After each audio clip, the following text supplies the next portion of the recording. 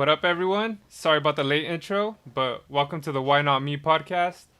I am your host, Jerry Ruiz. With me today, I got a very smart, intelligent man, Eric Hazen from Verus Engineering. Say what up, Eric. How's it going, guys? As you guys could tell, he's very hyped to be here. Well, all right, let's get this going. So, all technical difficulties aside, this is gonna go smoothly. All right. So, we're kind of pressed for time today. So, I'm gonna go a little faster than normal. But what's your company about, Eric?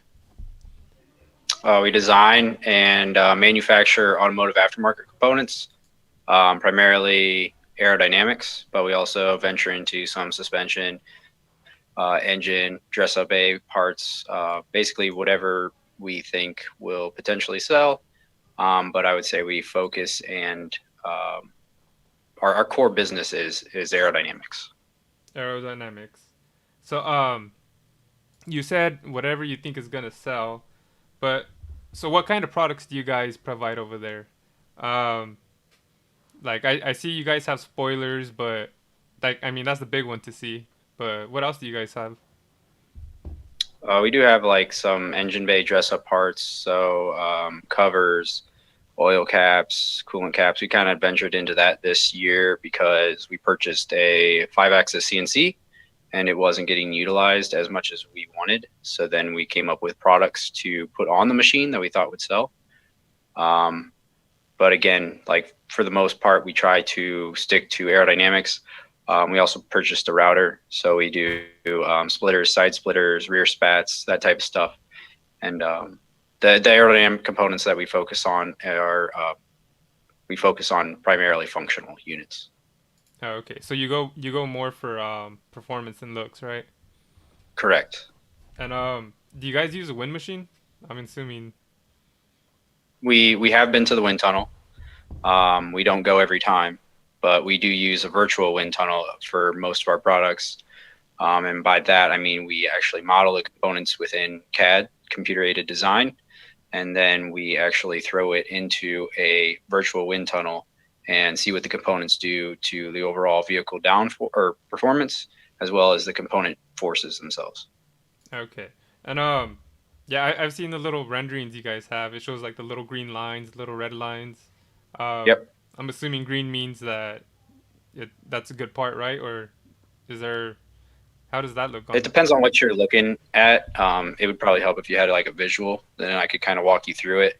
But we do pressure plots. So pressure plots, it just depends on what you're looking for. So on a pressure plot, the car is you want low pressure on the bottom and high pressure on the top. So you want something like red on the top of a splitter, and you'll want blue on the bottom of a splitter, and that signifies low pressure and high pressure. As far as the streamlines that you're discussing, it's that is generally showing velocity. So the speed of the air going around the car. Red is fast, blue is slow. And again, that kind of just helps us visualize what's going on and why things are working or not working. All right, that's pretty good explanation. I may not be the smartest guy. I'm kind of trying to put myself in the shoes of the viewers, so thanks for that. Um, No problem. how long have you been engineering for, if you don't mind me asking? Uh, I guess I started in college, so 12 years. I started working at CNR Racing when I was 20, give or take. So I guess I've been an engineer for 10 years, give or take. Um, and at CNR Racing, I was an engineer. I was a design engineer. Oh, okay. And what was CNR Racing? We designed and manufactured high performance cooling systems for typically racing series. And then how did that lead up to Verus Engineering? Me and Paul, basically, we both worked there at the time. And during lunch, we would go out and kind of hang out during lunches and sit on the sidewalk. And we were just like, hey, let's make some cool parts someday. And kind of just snowballed from one product to another Oh, one okay. day. Would you guys like test out products like on your own vehicles or Like just random Yeah, cars you seen parked. yeah. So it started when I bought a BRZ out in Arizona, and we made a splitter, tested it on our car, and it just went from there. um, I always see people calling BRZs and FRSs slow. Do you agree with that, or do you think that's just a bad Accelerate. stereotype? Yeah, I mean, if you're talking about raw acceleration, yeah, they're slow. If you want to talk about lap times on track, I'd beg to differ, especially for the amount of horsepower they put down. They definitely nip at the heels of some very expensive cars. Okay, so for the price, it's not too bad for the track, right? No, it's definitely not bad for the track.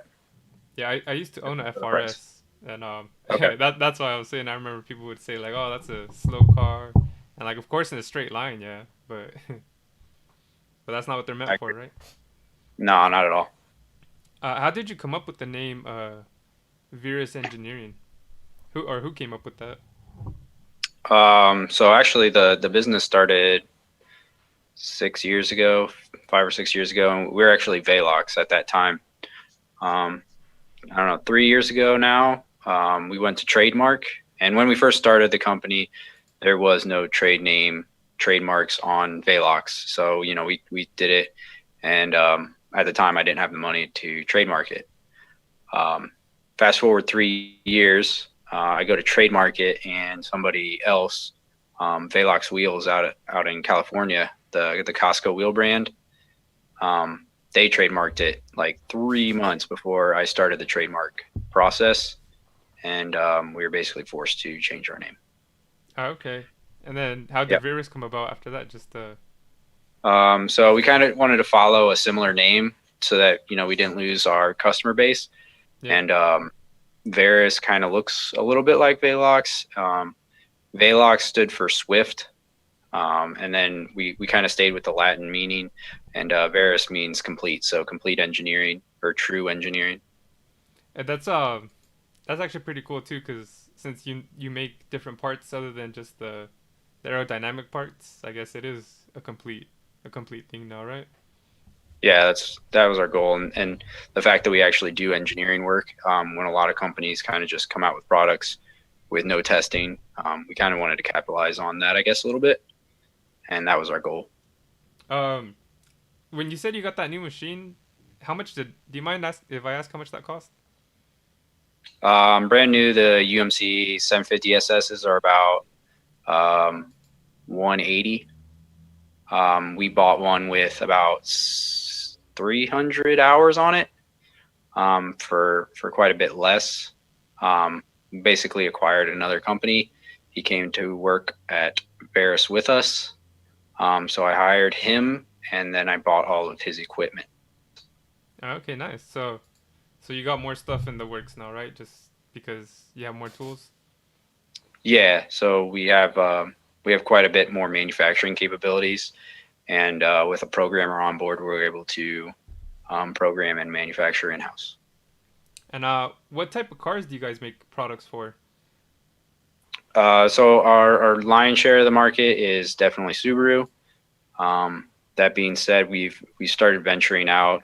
We have some products for everything from CTRs to Mustangs. We actually just purchased a GT350R. That's a Ford Mustang.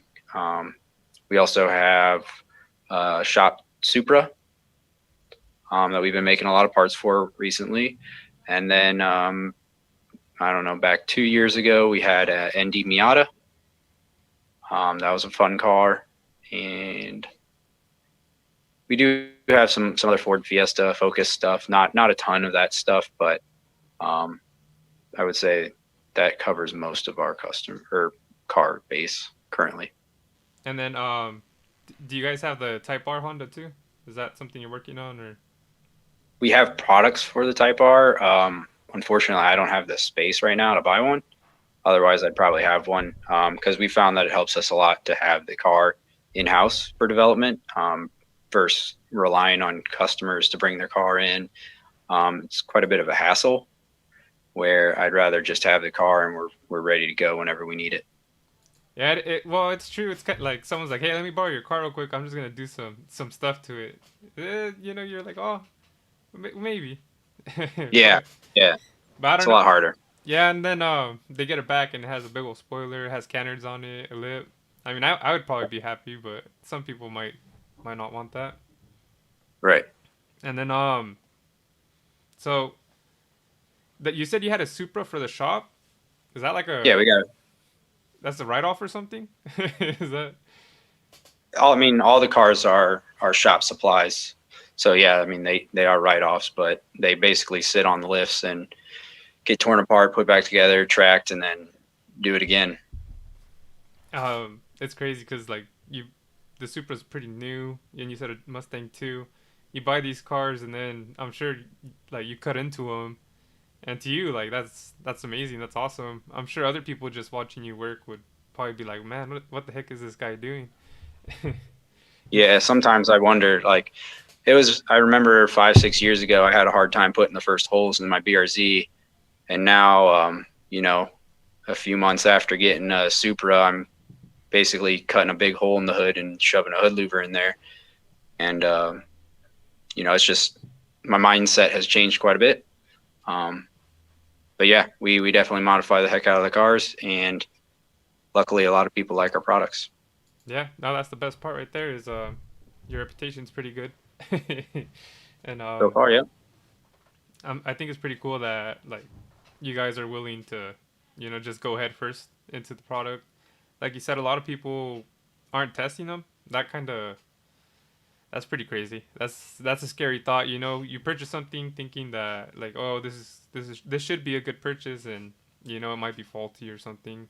I've seen some of your videos too, where or like the picture you sent me, you're standing on top of the spoiler. uh, Yep. do you ever like the first time I guess you did that? Did you ever think of like, oh, I wonder if this is gonna snap off or something, or were you just fully confident in your product that you knew that it was gonna No, withstand I it? mean, it's always in the back of your mind. It's always a possibility. Um, I knew that the wing blade itself could handle it because we've actually tested it with four guys, about 800 pounds. We put 800 pounds on the wing blade, and the first two broke, but then we figured out how to manufacture them stronger because we wanted them to handle at least 800 pounds based on the aero loads that we've calculated via CFD. So once we knew that it could handle 800 pounds without cracking, I don't mind stepping on the trunk. I'm more worried about the trunk failing than the wing at this point. Oh, okay, yeah, because you didn't build the trunk to to withhold that, right? Yeah, no, yeah, neither did the OEMs. So I don't know, what's going to happen. So whenever I get on a wing or a splitter or whatever, I'm more worried about the OEM parts generally breaking, and that's more or less what I'm testing. Um, but we also take the cars to the track now. Um, we've been members at a local track for 2 or 3 years, and we definitely test the products to what they would see on track by taking them on track and actually data logging and doing a bunch of censored stuff at the track. Do any of the people that work there do they buy your products? Yeah, Clay's got our whole catalog for sure. I don't know who Clay is, but he sounds cool. Do you Yeah. do you get do you get people that like see you driving around and this stuff that buy products off you too? I would say probably very few. Um, I don't know exactly where you live, but Indianapolis isn't a huge car scene. We're decently big, but like it's not it's not like California. And on top of that, most of the time the shop cars stay at the shop. This whole past year, we actually had some cool cars that we could have taken Cars and Coffee, but Cars and Coffee wasn't really happening. Yeah. So it's hard for me to know for sure, but I don't think a lot of it happens from people seeing the stuff on the cars themselves. It's more social media and Facebook and all that stuff. So pretty much advertising and marketing is a big part of your guys' plan. Yeah, and I mean, I I wouldn't say we're great at marketing. We have a lot to learn. Um, we basically just use social media. Oh, okay. I'm trying to remember. Yeah, I had a I think I heard of you guys because I had the FRS, and I remember looking at you guys' products, and I liked the work you guys did. And then I had gotten a WRX, and I saw you guys made products for that. So I've been a big fan. Unfortunately, I haven't bought any, and I just sold my WRX, so it might be a while. So No worries. I like the fact that you guys are a U.S. company too. That's pretty great. I think you know, helping our economy and you know, seeing someone local doing their thing is pretty awesome in my book. But Yeah. but so I guess so you drive around at the track sometimes, and who else drives around with you to test the products? Is it just you? Are you the main guy, or does everyone at your shop kind of have a turn, or do they use their own car for their products? I guess, or for the line. So part of the deal with the local track is that I'm unfortunately only the only driver of the cars. Clay does take his BRZ out to Putnam as well, though, and he drives his car there. Um, we have let the other guys drive the cars here and there, but overall, the stuff that we're looking for, you can't really tell or feel it on the street. You basically can only see the benefits on the track, and generally, I'm fairly analytical about it, and we go off of lap times or shock pot data or that type of stuff, laser ride heights, um, versus actual feel, because you can definitely hype yourself up to feel something, and numbers at the end of the day don't lie. And is the reason that you're the only one that can go? So when you go, is it like private, just you? It's not just me, but it's called it's basically a club membership, and there's about 120 members. And on any of these member days, about 120 people can show up. Generally speaking, I'd say about 10 to 12 show up. And the membership that we purchased was an individual membership, so it's only for myself. Oh, okay. Yeah, I was wondering like maybe it was like a liability thing or something, but it's just the individual membership then. Uh, Yeah, it was the cost. It's quite expensive. yeah, I bet.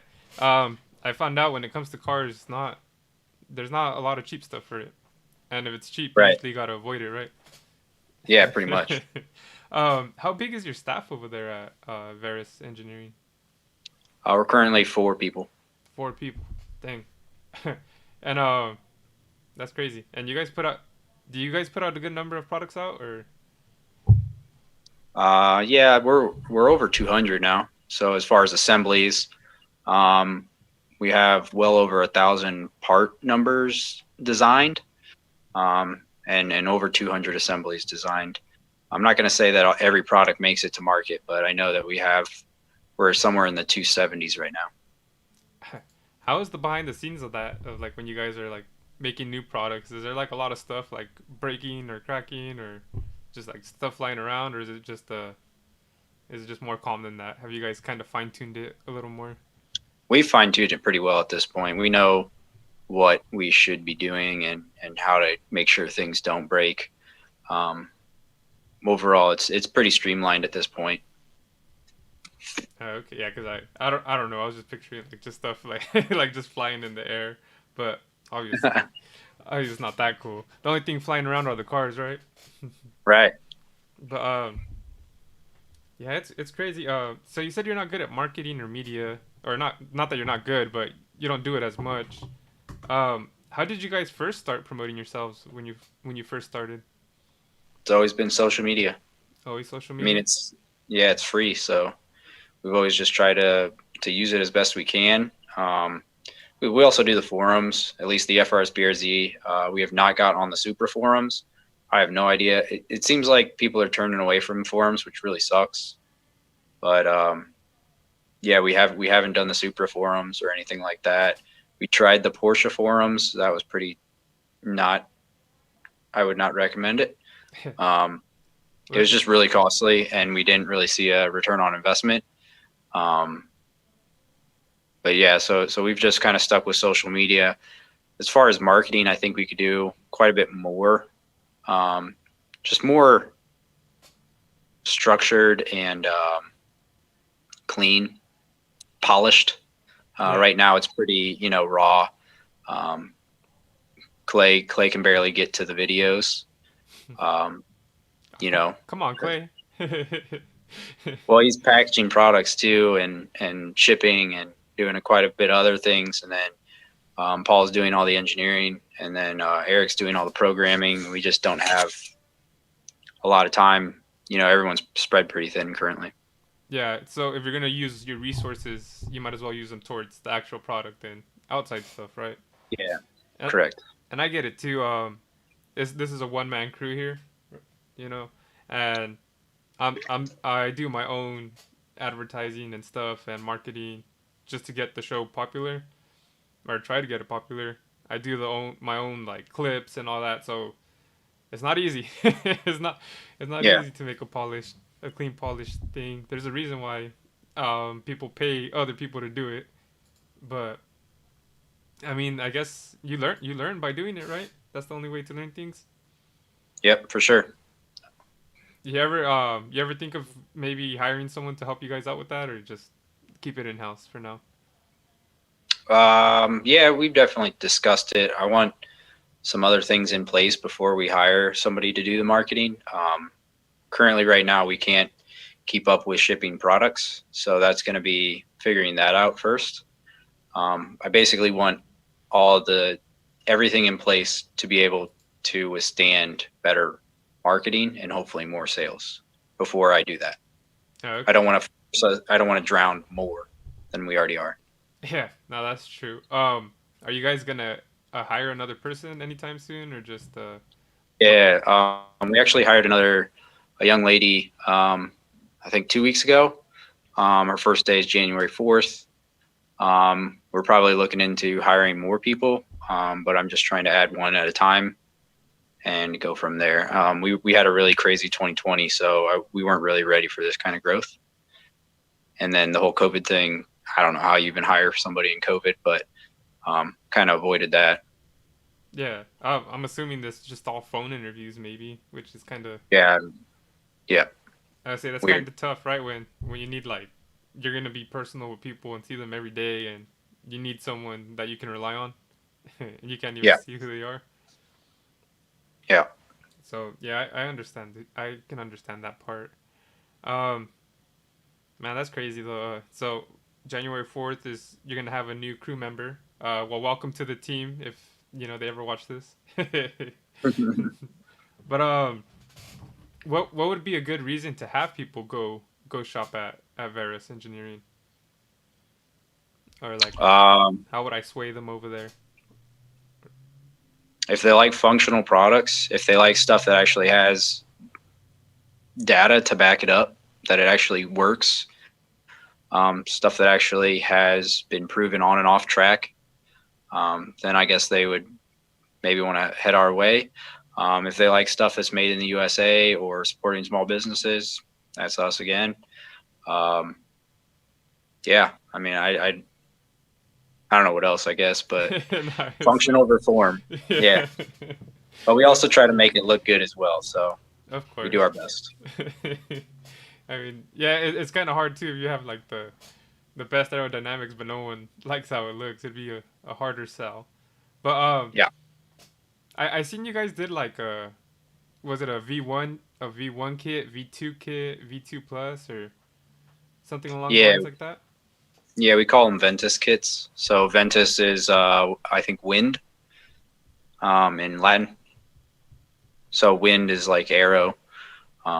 So we have full kits, and basically they're designed around being a balanced setup, front to rear, so that you don't just shove, say, a front splitter on a car and the car just wants to oversteer everywhere, or a Okay. rear wing and it understeers everywhere. What's Do you have a kit for the Supra? I guess we'll talk about the Supra since that's the hot thing, Yeah, man. we have. I believe we have three setups. One is like a dive plane and diffuser. The second one, I think it adds like the hood louver, And then the third one is all out for us currently, and that's a front splitter, air dam, the dive planes, hood louver, rear diffuser, and a rear wing. And you said that it's sold out, right? The last one. It's all out. Sorry, it's like it's as many parts as we make currently. Oh, okay. What I guess what car is the most popular one that you guys sell for, or It's probably between the WRX or the FRS BRZ. is that do you believe that's more because there's a more that's more of like a modding market, or like a little tuner market, or do I you, think it's a result of us starting there. oh, okay. So that's where your foundation started, and so obviously Yeah, grown the with you. BRZ. Yep. Yeah, okay. Do you hope to bring the Supra into that too? Well, obviously you want to bring all your products, but what do you think is? Yeah, I mean the Supra has definitely grown a lot uh, as far as parts sold this year for us.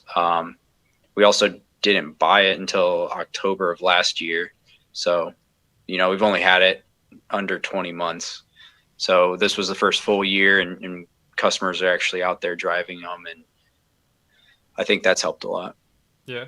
Um, I don't know. I guess I'm trying to figure out, like, what trends you guys could see that maybe would help you, but pretty much, how do you guys decide what to build on? Just on cars you like, or how do you decide, like, well, obviously you're gonna build on the Supra because it's new and you just bought it, but like, how'd you decide? Oh, I'm gonna get a Mustang and I'm gonna start working on that. Is there a certain thought process, or?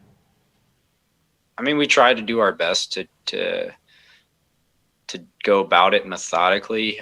We've definitely made some mistakes here and there. I would say our Porsche 987. I forgot to mention that, but that was a somewhat mistake. We spent a lot of money and time and development on those cars, and basically we ended up overpricing our kit.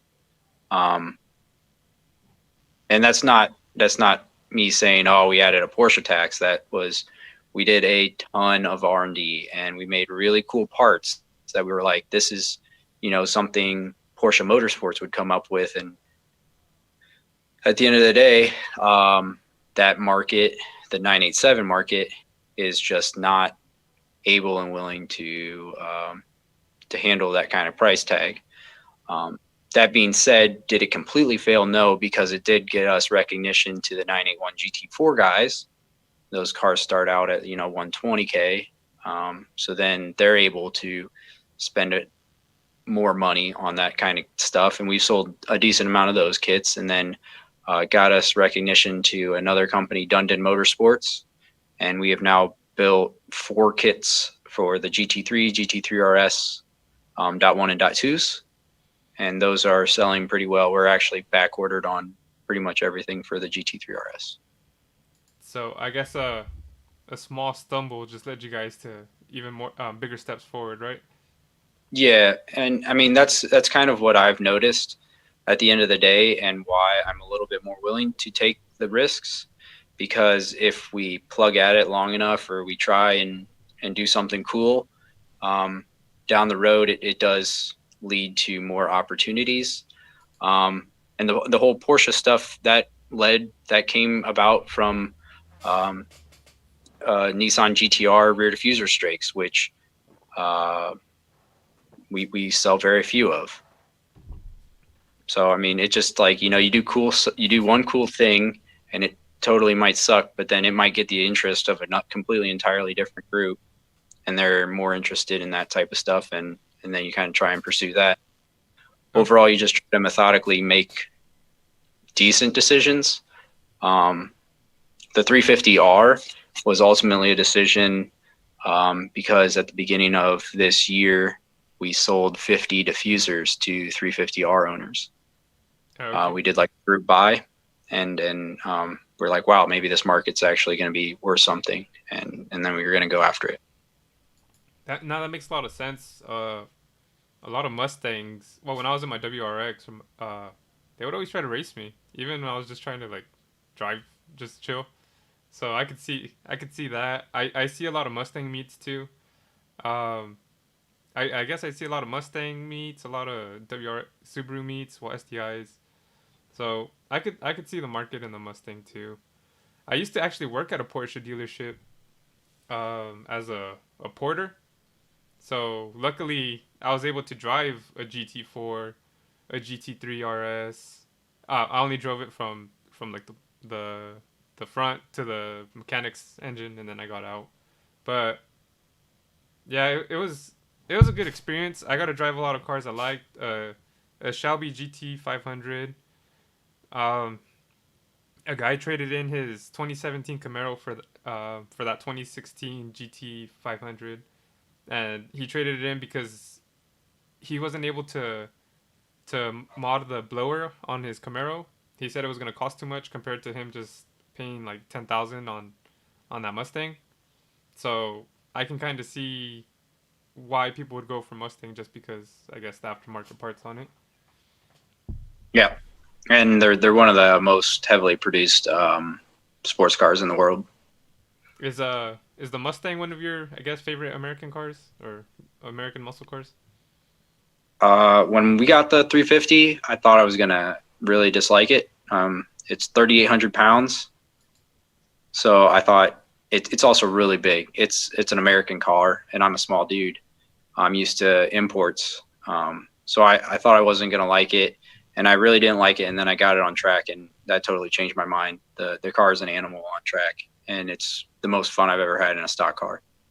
Damn, that's good endorsement right there, right? Because how many cars have you taken on the track? Not that many. It's one, two, three, four, like 8 or 9 different cars, and then a motorcycle. And how many of those cars are like pretty much everyone says that they're meant to be on the track or like autocross? Um, Pretty much all of them. Would you say the Mustang kind of fits into that category? Like, I don't really see a lot of people saying like, oh, take the Mustang to the track. Normally, But this is the. I mean, I would agree with you, but this is the 350R, yeah, 100% dictated, or I mean, it was like designed and built for the track. So I would say that that's a little different. But a regular Mustang, yeah, I would not say that's a typical track car. yeah. I guess I'm just saying the stereotype of it, was Yeah, the probably a little. stereotype of Mustang, more drag racing than track. That's pretty cool that that you ended up liking it like more than you thought.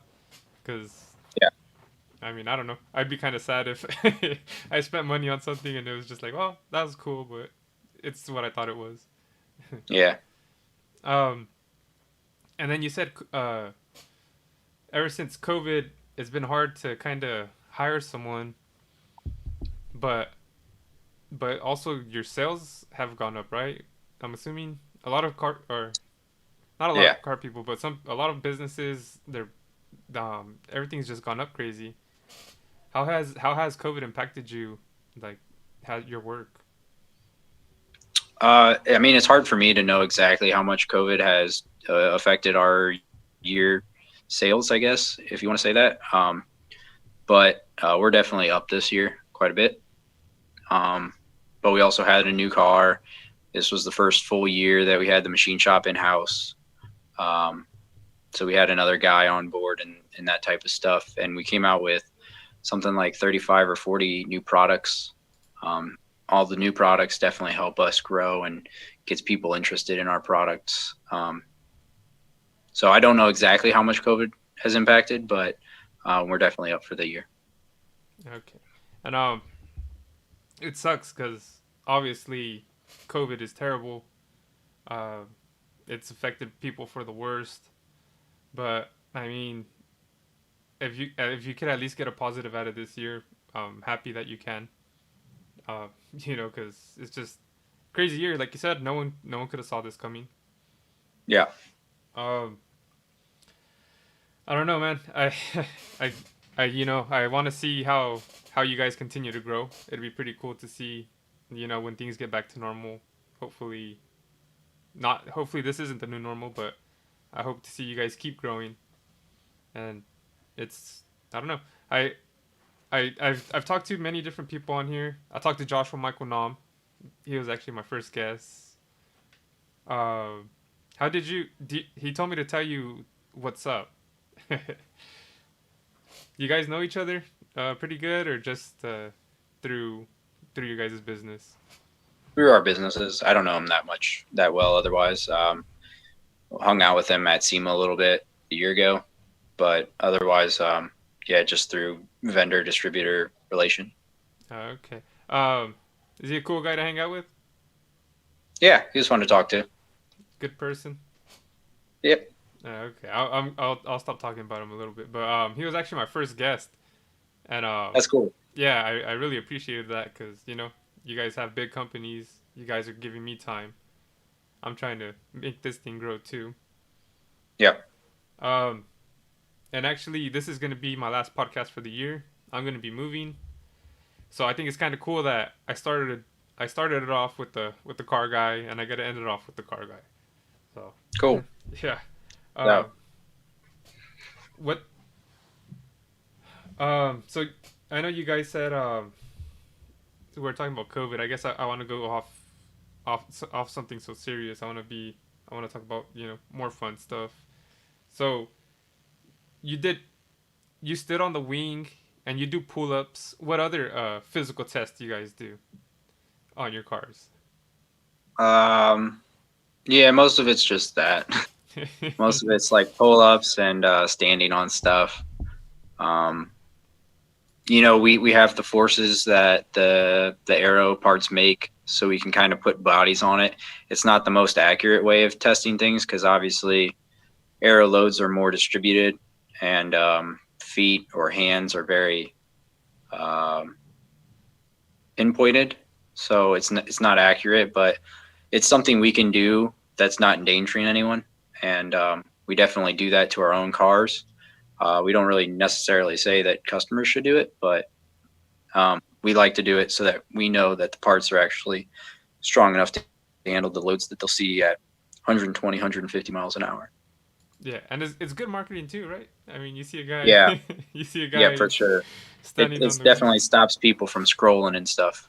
Yeah, no, that's awesome. Are you ever gonna have a Olympics at your work or like a little obstacle course? See who can That'd be cool. see who Yeah, can run maybe. through the most. And you said you were a small guy. I would say you look pretty built, man. Oh, yeah. I guess when I say small, I say 5'4". Oh, okay. But yeah, I do like to work out too. Oh, okay. And that's not because you're height, right? That's just because it's a good way to live life. Yeah, stress reliever. All right, that's awesome. I need to get back on that actually, man. I've been slacking. Um, I'm lazy and I like to make excuses, so that's why. I don't want to say like, oh, I just don't have time or something. And people try to lie to themselves. Yeah. You could always make time, right? Yep, for sure. I go at 5:30 a.m. 5:30 a.m. And what time you get out? Like at 7:30? No, I only stay an hour, An and hour? then I get to work. Oh, okay. And then I see on your Facebook too. You have a one of your buddies go with you sometimes, or maybe most of the time. I always see you clowning on him. Yeah, that's because he's the one who makes excuses. Oh, okay. He's one of me, huh? But does he work with you too, or is that just a close friend of yours? He worked with us for a few months. Um, I think it was like something like July or August till he quit 3 or 4 weeks ago. Basically, he was an engineer and he got furloughed due to COVID, Oh, and didn't do anything for a few months. And then we were drowning with work. It was insane all summer long. So I invited him to work for me for a bit, and he took us up on it. He wanted to be an engineer though, and we don't really have an engineering slot, so we called him a packaging engineer. Um, he didn't appreciate that as much as we did, but that's what he was. And then I ended up helping him get a job at CNR Racing. Now that he was basically living and working for us, so we got him a job at CNR Racing as a design engineer. well, dang! Look at you guys helping out the community. I don't know if we're helping out the community, but try to help out the people we know. Yeah. Well, hey, that's better than nothing, man. That's Yeah, how. You can only help. You can only help out as much as you can, and then Yeah, everyone else can help themselves out. Um, on one of your videos, you had a blue car and you drove it off the course. I believe it was probably your BRZ. You said you had a that was actually Clay.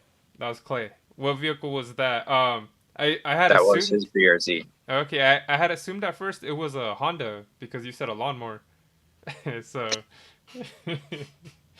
that's that's what I thought on that. But I guess when you're on the track or anything else testing, have has there been some scary incidents that you guys have had while testing out your products or anything like that? Yeah, yeah. I mean, going off track is never fun, and you never know what's actually going to happen. We've been off track in a few cars. I've been off on my motorcycle. That's not fun either. But luckily, the track that we frequent is a very safe track in that respect, in that it's basically all grass around it. So luckily, no major damage has happened to cars, motorcycles, or people to date. Okay, hey, let's keep it going. I Yeah. don't want to jinx that, man. um, what about work like building products? Has there been any crazy accidents or any just stuff that breaks due to the crazy amount of stress you guys put on it? Yeah. I mean, like the wing broke at 800 pounds. But that was on. So we actually put it on a car lift, and we were standing on it 3 inches from the ground.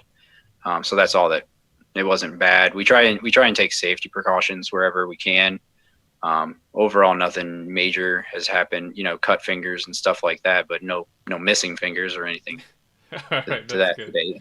I don't think OSHA's watching this, so I think you're pretty good. You're pretty safe on that part. Good deal. Good deal. You're a smart man. Yeah, and I'm not trying to make your company look bad either. We're gonna Yeah, I find know. we're gonna find out that guy that you said you helped get a job and you helped pay. I'm gonna find out you guys just had him interning the whole time. But do you- I guess with the arrow part, you guys have, your spoilers are pretty big. Were you always a fan of the big wing look? Not really. I don't think so. But now, if it seems like if a car doesn't have a big wing, it's not right. So Yeah, it literally grew on you, things huh? changed. Yeah, for sure. And you're not just saying that just to sell some parts. No, I'm saying that because, like, if you look at our Supra, I mean, I obviously everybody has their own taste, but you can't say that our Supra doesn't look better than a stock Supra, in my opinion. It looks like a freaking race car, and it performs like one on track. So I really like it, and I think a lot of other people really like the way it looks too. What have you guys done to the Supra? It's pretty much all aero, and then a little bit of suspension work and brakes. Front splitter, canards, dive planes, whatever you want to call them, hood louver.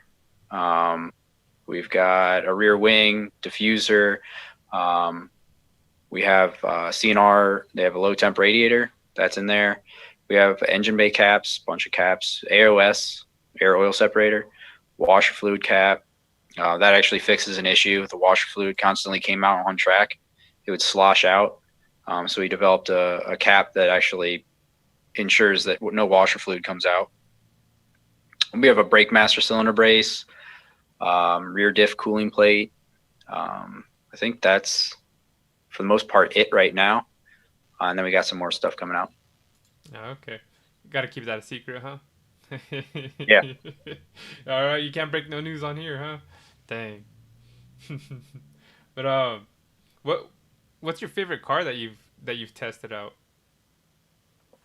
The 350R. The As far as 350. driving car, as far as looks, I like the Supra the most. The Porsche is pretty good as far as looks and performance. I like both of the Porsche 987 that we have. I would definitely say that those are the three for sure. Those are the three highlights. Oh yeah. if if one was a nah, I don't think I can think of something like that. I was gonna say if one was a daily, one was a weekend car, and one was for trips. Which one would you categorize those three? The Supra is definitely the best daily. Um, I mean, as far as ride comfort and stuff, maybe not for actually putting groceries and stuff in it, but I don't really think of that too much. And then for trips, I would also take the Supra, but it's still got the factory suspension, so it's not crazy tight. The Porsche's on some pretty rough suspension, so I wouldn't want to do that. And then the 350R and the Porsche, I would say, I guess, are weekend cars where you'd want to go out and kind of try and impress people. But even then, the Supra, that turns more heads than the Porsche or the 350R. That's insane. Is I wouldn't have thought that. Is that because it's the super name or just how it looks? I think it's the way it looks. It's so out there and exotic in appearance. The 350R looks like a Mustang, which is a dime a dozen, and then the Porsche is, I mean, it's out there too. But you think of an exotic, you think of like a Lamborghini, a Ferrari, a McLaren. You don't really think of Porsche as being an exotic. It's like a high-end German car, and it's subtle and it is sexy in its own way, but it's not in your face. And the Supra is more in your face. Yeah, that's true. And then with Porsches, they don't got the V10s, the V8s, the V12s in them. So I'm assuming too that's probably why people don't think too crazy about them. But Yeah, I would agree. no, they're fun cars though. I've got to Oh yeah, they're super fun cars. I've got to drive a couple of them, and yeah, I'm not gonna lie, that was they're amazing cars. The what is it the automatic what is the hydraulics in there when it like lifts up and lowers itself, the camber and all that. It makes a weird noise when you first start it up. I remember I thought I had broke it or like messed up the vehicle like when I was turning it. I thought I was like like rubbing on something.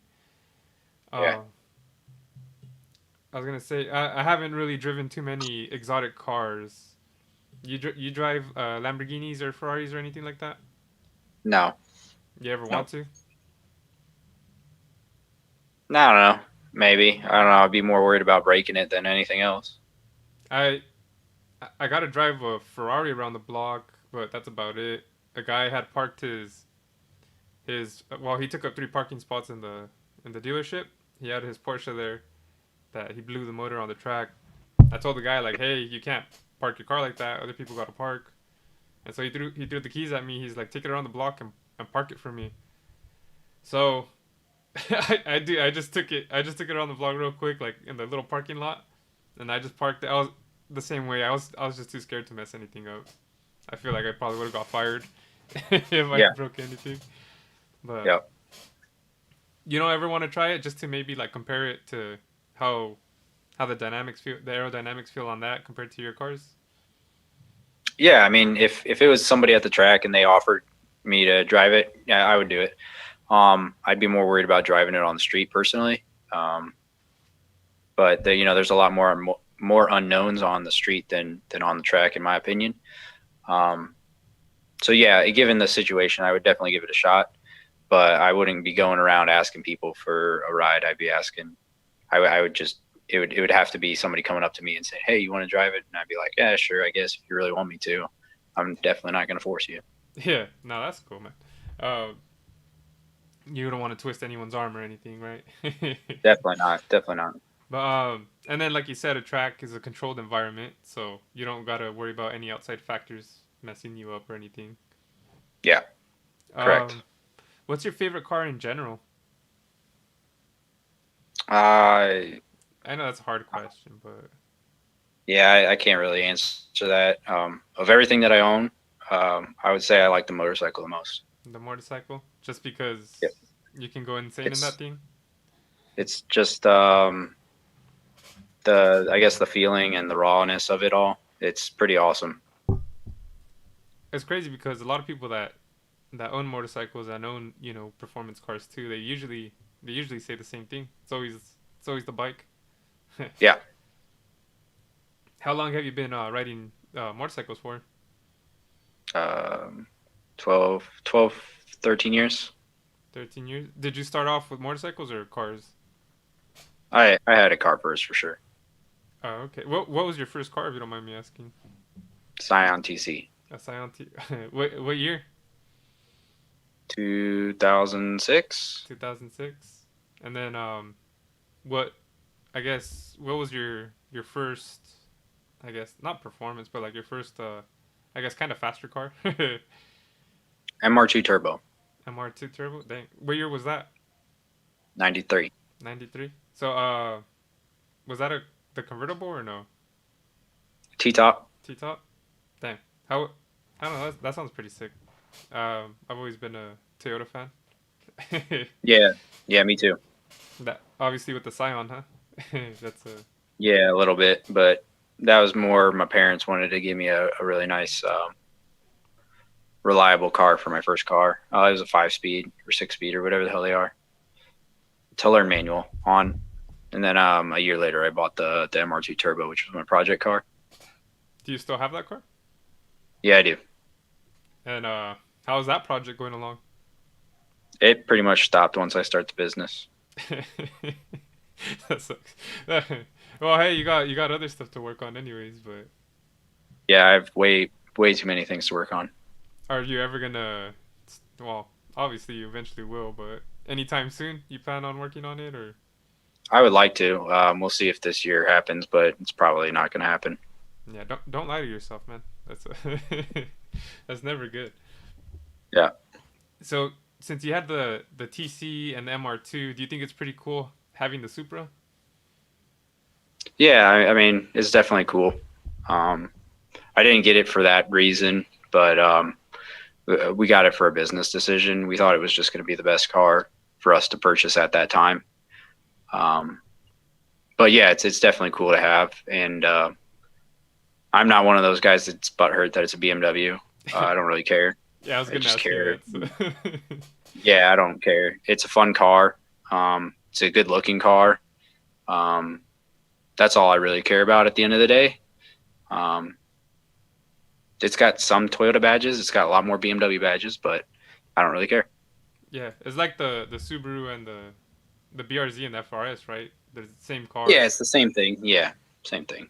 but Except I think there's a bit more difference between the Z. I think it's the Z4 and the Supra, as far as like dynamic tuning and stuff like that. They do share the same engine and stuff, but they are more different than the BRZ and the FRS. okay, yeah, those are pretty much clones, and Yeah, the Z4 is kind of more like for comfort, right? I think so. Yeah, and Toyota did a pretty good job of tuning like suspension and stuff like that. Okay, would you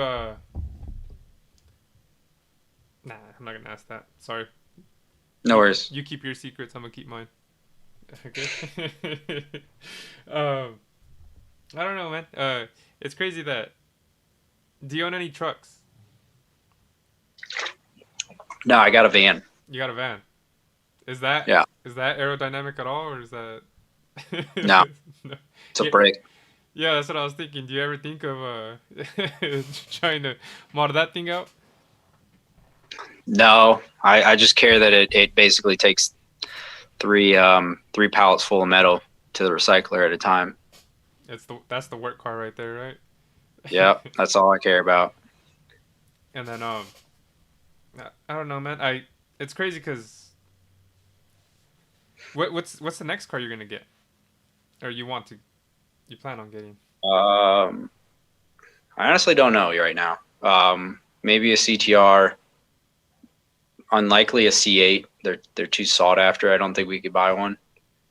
Um, I mean, the new BRZ is supposed to come out next year, right? So probably that.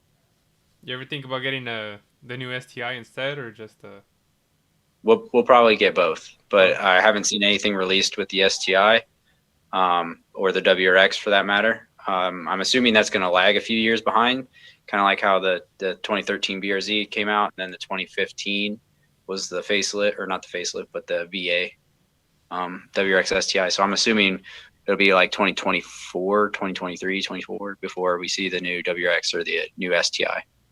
Do you ever get like any insider like not secrets but like tips like hey this is pretty much gonna be in development. There's a good chance this is coming out, or do you kind of just pretty much hear with the public ears as well? We pretty much hear what the public hears. I mean, I have some friends in Michigan, and they tell me some stuff about Ford and Chevy, but overall, we're not big into those markets. We're more big into the Subaru and Toyota market, and I don't have any friends in any of those markets. What do you think about Tesla? Would you ever do anything for them or any aftermarket parts for Tesla cars? Yeah, we've discussed it a few times. I don't know where that may or may not lead, but yeah, I mean, we've discussed it, but we haven't really acted on it. Yeah, and then it's a new company too, right? So you kind of got to see. They don't even. They probably don't even know exactly where they're heading to, right? So Yeah, I don't think they do either. you don't want to bank on a company that might not have everything in line. So I understand on that too. But Yeah. I don't know. I just thought it'd be pretty interesting just to see what what goes through your head when it comes to picking out cars. Is We just try and find something that we think somebody will want to modify. And I mean, that's, I think, one of the big reasons why the Supra market is so big. I have no idea if the C8 market would be big or not because they're an older crowd and they kind of like keeping their cars stock more so than modified. they like that vintage look? Just hey, let's just keep it how it Yeah, is. collector. I would say collector look, but yeah. I was gonna say that's kind of with the Porsche too, right? Like I was gonna say Yeah, that's been a hard thing for us too. And yeah, I would definitely agree with that. That's like a hard thing for us with the Porsche crowd is that, they have the stigmatism that Porsche made it the best that it can ever be, and there's no one that can make it better. And we're here saying, hey, our parts are better, and that automatically goes against their grain. yeah, that's crazy. And then I've met a lot of Porsche people, obviously.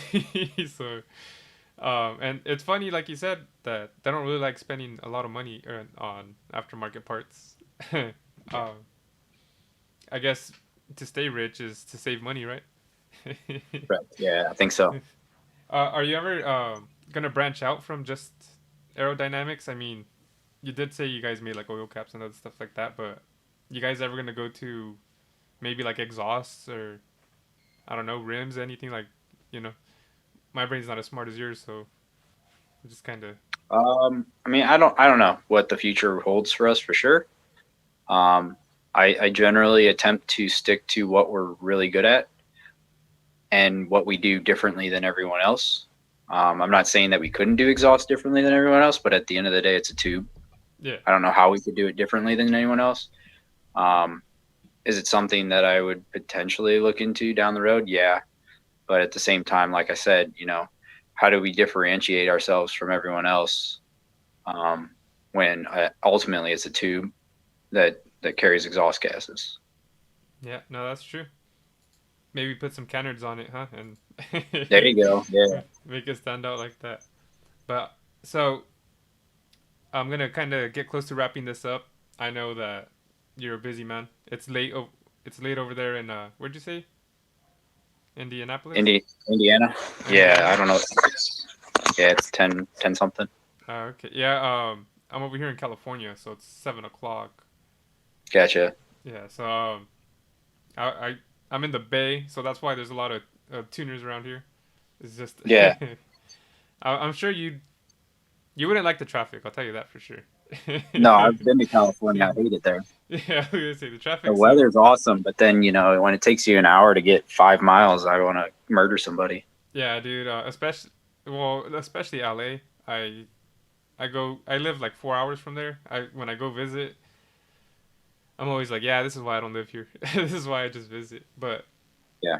it's the same thing here in San Jose. When I go up that way, like a 1 hour drive turns into like a 2.5 hour, 3 hour drive if I get stuck in traffic. Yep. So, and then you being a car guy, obviously you want to go, you don't want to stand still, right? Right. So I'm gonna go ahead and ask the people that are watching this live if they have any questions to go ahead and ask away. So I'm gonna take a quick 45-second break. That sound good All with right. you? Yeah, that's fine. 1, 2, 2, 2, 2. Public service announcement for all the people out there listening to this funky ass back album. Check it out.